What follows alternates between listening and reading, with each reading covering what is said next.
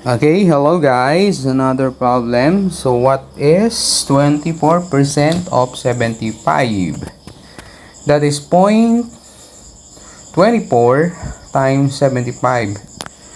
So medyo mahirap siya. So dapat niyan kailangan ng calculator. Pero may mas madaling paraan yan. Gagawin natin ay pagpapalit natin yung 24 tsaka 75. Pagpapalit natin siya. Kaya magiging 75% of 24.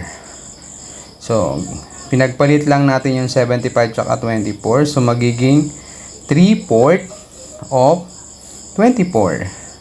Kasi ang 75% ay equivalent sa 3/4 sa fractions. So, 24 divided by 4 is 6. 3 times 6 is 18. Okay, 24% of 75 is equals to 18. Okay, thank you so much.